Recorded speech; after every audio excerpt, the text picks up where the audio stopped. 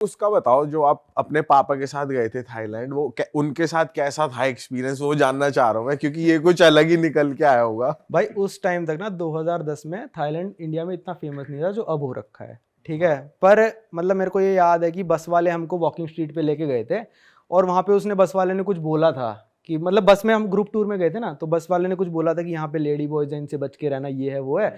अब मेरे को उतना उस टाइम समझ में नहीं आया, पर मेरे दिमाग में वर्ड रह गए, और फिर मेरे को 5-6 साल बाद समझ में, अच्छा ये कह रहा था वो, तो इसलिए पापा और मैं उतरे नहीं थे वहाँ पे वॉकिंग स्ट्रीट। अच्छा। अंकल समझे क्या कह रहा है। और मसाज नहीं कराई? नहीं, मैं साथ नॉर्मल कराई थी मैंने। नॉर्मल का ही मजा है भाई, नॉर्मल का ही मजा है, क्योंकि वो दूसरे वाले मसाज नहीं करते, वो एक ही ताल के पीछे रहते हैं कि कब टिप मिले हमें, कब हम इनको भेजें और कब नया बंदा वो एक ही नब्ज पकड़ते हैं। पर नॉर्मल वाली ढूंढनी बहुत मुश्किल है ना वहाँ। सही बात है। नॉर्मल मसाज तो मिलती है वैसे, नॉर्मल बाहर मिल जाती है, अंदर जो अच्छे दिख रही है बिल्डिंग वो सही रहती है कि भाई हाँ यहाँ पे हाइजीन है, तो वहां पे जाके आपको नॉर्मल मिल जाएगी। लेकिन जहाँ पे गंदे वो होंगे, गंदा बना हुआ होगा, वो बेकार। पर आप घर पे आके कहोगे नॉर्मल लेके, हम यकीन थोड़ी ना कर रहे हैं वो तो कोई भी यकीन नहीं करेगा। थाईलैंड जाके आपने मसाज ली तो मैं अपने दो दोस्तों को लेके गया था थाईलैंड 2010 के बाद, 2022 में गया था। वो दोनों दोस्त मेरी वीडियो में कह रहे भाई पूरे गांव में बदनाम हो गए हम। एक ताऊ भी आके पूछ रहा है मेरे से, बेटा थाईलैंड गया था और मसाज तो ली होगी। मतलब वो वाली बात हो जाती है, किया कुछ नहीं, बदनामी वैसे ही हो गई। ये है थाईलैंड के साथ, नाम सुनते ही थोड़ा मुस्कुरा जाते हैं लोग, हाँ थाईलैंड जा रहा है, ऐसे हो जाता है रिएक्शन।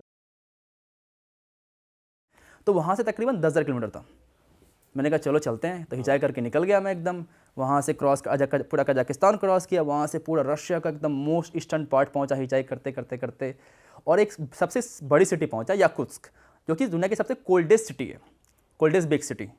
-64 गया मैं टेम्परेचर वहाँ पे, ओ भाई -64। भाई कितनी लेस पहनी हुई थी आपने कपड़ों की? 7 या 8। ओ भाई साहब। उसके बाद वहाँ से और था 2000 किलोमीटर दूर, नथिंग, इसके बीच में कुछ था ही नहीं। अगर आप फ्रीज हुए तो गए आप। और वो जो रोड था, उस रोड का नाम था road of bones, actually because वो रोड जो ह्यूमन बोन होता है ना, उससे बना हुआ था वो बोन्स। उसकी छोटी सी हिस्ट्री बता देता हूँ कि हुआ क्या था कि गुलक्स के टाइम जो गुलक्स प्रिजनर्स थे उनसे रोड बनवाया जा रहा था, और वो जब मर गए, क्योंकि इतनी कोल्ड वेदर में तो मर ही जाएंगे, जब मरे तो उसका जो बोन था एज अ स्टोन यूज़ कर लिया उन्होंने कि चलो हटा, नहीं बोन नहीं है तो स्टोन ही डाल देते हैं, सॉरी स्टोन नहीं तो बोन ही डाल देते हैं। और तो एवरी 1 मीटर जितनी आप कदम लोगे उतने लोग वहाँ मरे हुए हैं, उसके अंदर दफनाए हुए हैं। बेसिकली आप शमशान के ऊपर पूरा चले जा रहे हो। एक रोड बनी हुई है, एकदम क्रेजी भाई, 2000 किलोमीटर लंबी रोड। और कितना क्रेजी है वहां पर रहना, क्या क्या अलग चीजें हैं, इतने टेम्परेचर पे सब कुछ अलग है वहाँ पे। तो समझ ही नहीं आता कैसे लोग रहते हैं वहाँ, क्यों ही लोग रहते हैं। अब बाहर नहीं सकते 10 मिनट से ज़्यादा। 10 मिनट के बाद आपको फील होगा कि क्या क्या हो रहा है, सब कुछ एकदम। और जो घर है उनका इंफ्रास्ट्रक्चर ऐसा है कि वो गर्म रहते ही हैं, या इतने अच्छे से बने हुए हैं कि अंदर ठंड नहीं लगेगी आपको? ह्यूमन आई थिंक हर जगह रहने का जुगाड़ लगा ही लेते हैं। तो वो लोग भी वहाँ पे पहुँच गए। उनका मेन खाना मीट है, उनके पास जो घोड़े होते हैं वो होते हैं, उसको काट के खाते जाते हैं। उनका मेन फिशिंग है, और खाते हैं घोड़े बहुत ज़्यादा वो लोग। घोड़ा इज द बिगेस्ट फूड खाना देर। और तुमने यहाँ पे कौन से चैलेंजेस फेस करे सिंस वो एकदम यार इतना ठंडा रहता है? बात ये है कि वहाँ जाने के लिए लोग थे ही नहीं। एक छोटा सा गांव है जहाँ पे 500 लोग रहते हैं, और वो दुनिया का सबसे ठंडा जगह है जहाँ पे लोग रहते हैं। -72 डिग्री सेल्सियस गया वहाँ पे, -72 डिग्री सेल्सियस। हमारा फ्रीजर -30 रहता है, -20 हाँ सही में। तो -40 डिग्री सेल्सियस। और वहाँ पे मैं पहुँचने के लिए कुछ मिल नहीं रही थी, तो वो रोड पे मुझे लिफ्ट मांगना पड़ रहा। तो सब लोग मुझे बोल रहे थे तो मर जाएगा। सब रशियन मुझे वार्न कर रहे थे कि यू विल डाई। मैंने कहा नहीं, मैं पहुँच जाऊँगा। तो वो रोड पे मैं 3-4 दिन तक लगातार लिफ्ट मांगता रह गया। और एक बार ऐसा हुआ था कि 3 दिनों तक कोई लिफ्ट मिली ही नहीं मुझे।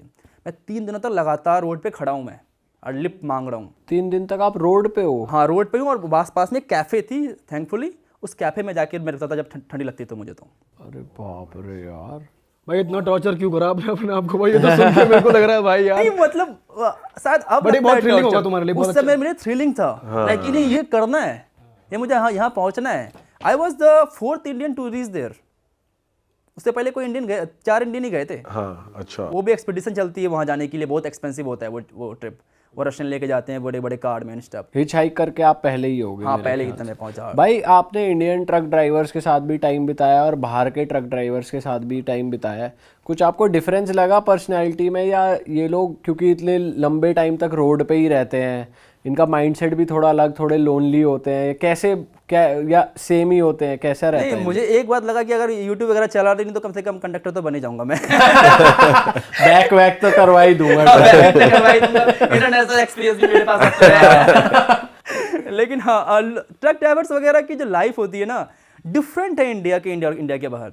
एक बार तो रशिया के अंदर आप जो ट्रक्स देखोगे ना, बहुत लग्जरियस होते हैं। यूएस के अंदर जो ट्रक्स बहुत लग्जरियस होते हैं, लेकिन आरबी को जाता है, उसके अंदर फ्रिज है, खाना बनाने का है, 2 बड़े बड़े बंक बेड है सोने के लिए।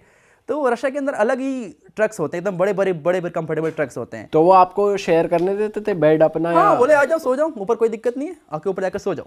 ऐसे लोग बोलते हैं रशिया के अंदर। अच्छा। और इंडिया में कैसे बोलते थे? इंडिया में भी अच्छे हैं एकदम, वो चाय बनाएंगे आपको, खिलाएंगे पिलाएंगे एकदम, वो भी बहुत हॉस्पिटेबल है। इंडिया में भी ट्रक ड्राइवर बहुत हॉस्पिटेबल है। पर वो लग्जरी नहीं है उनके ट्रक्स पास में। लग्जरी है ही नहीं, उनके पास कुछ नहीं, वो किस आपको कैसे देंगे वो?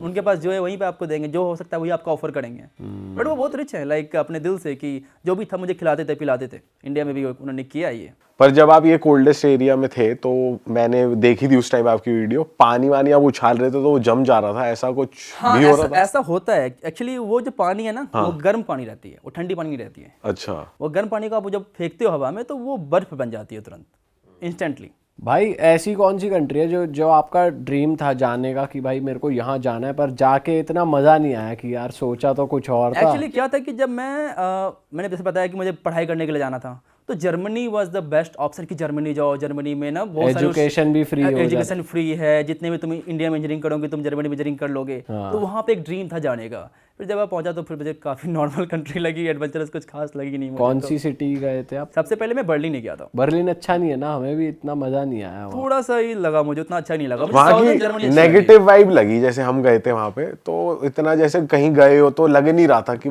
बर्लिन में कि आप घूम रहे आए हो, मतलब दबी वाइब, नेगेटिव वाइब थी। आपको भी यही फील हुआ? थोड़ी सी मुझे ऐसा फील हुआ था कि लाइक बर्लिन के अंदर उतना ज़्यादा अच्छा नहीं लगा मुझे। साउदर्न जर्मनी अच्छा लगा कंपेयर टू लाइक जो म्यूनिक वगैरह, काफ़ी मुझे बेटर लगा। म्यूनिक वगैरह ज़्यादा बढ़िया है। हाँ। लोग कौन सी कंट्री के आपको बेस्ट लगते हैं? अफगानिस्तान सबसे बेस्ट लोग हैं वो।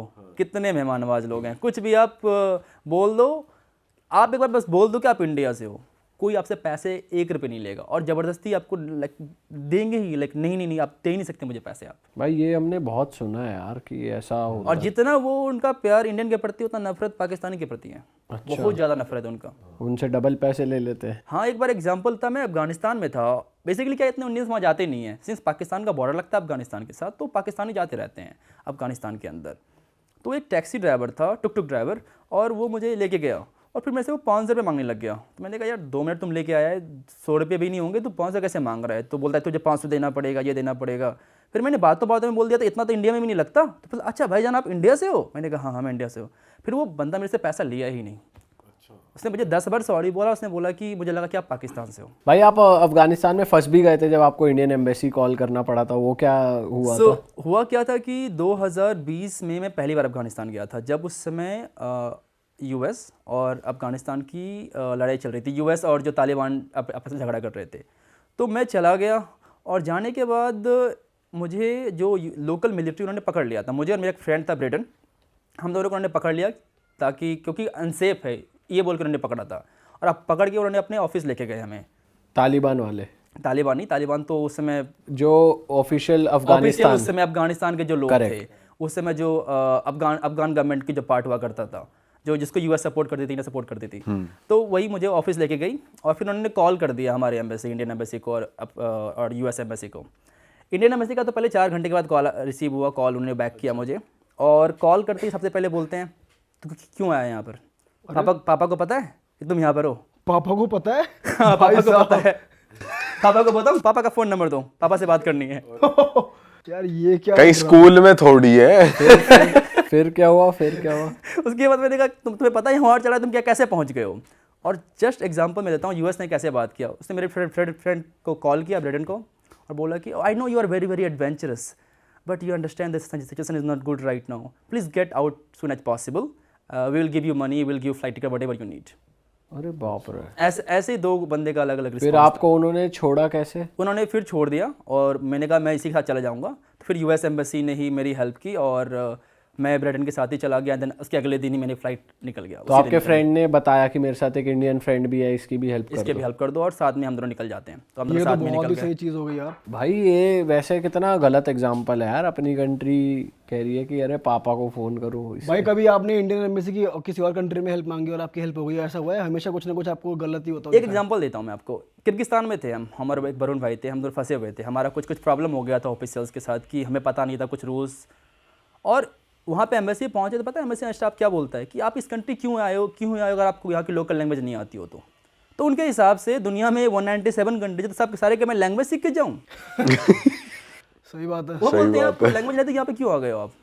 अरे ये बोल रहे हैं सीधा। ये कंट्री है कहाँ पर और कैसी कंट्री है भाई? किर्गिस्तान ये रशिया का एक सोवियत कंट्रीज है, सोवियत का पार्ट हुआ करता था, और रशियन बोलते हैं अभी भी वहाँ पे। अच्छा, सारे सोवियत कंट्री रशियन बोलते हैं। अच्छी कंट्री है। अच्छी कंट्री है, उसे कहते हैं I think Switzerland of Asia, क्योंकि काफ़ी माउंटेनस कंट्री है, बहुत ज़्यादा माउंटेन्स, ब्यूटीफुल माउंटेन्स हैं। सुंदर है नेचर सुंदर है, बहुत वाइज। सुंदर है, बहुत नेचर वाइज। ऐसी कंट्रीज जो जिनके हमें नाम भी नहीं पता होते, जैसे तो यहाँ पे भी आपको इंडियन रेस्टोरेंट्स और ये सब मिल जाता हाँ, है? मिल जाते हैं। अब मतलब ऐसा है ना, वो हर जगह पहुंच रखे हैं इंडियन, ऐसी कोई जगह ही नहीं इंडियन जहाँ नहीं मेजरली पहुंचे। इंडियंस ही रन कर रहे होते हैं वहाँ पे सारे। मोस्टली इंडियन रेस्टोरेंट्स कर रहे होते हैं।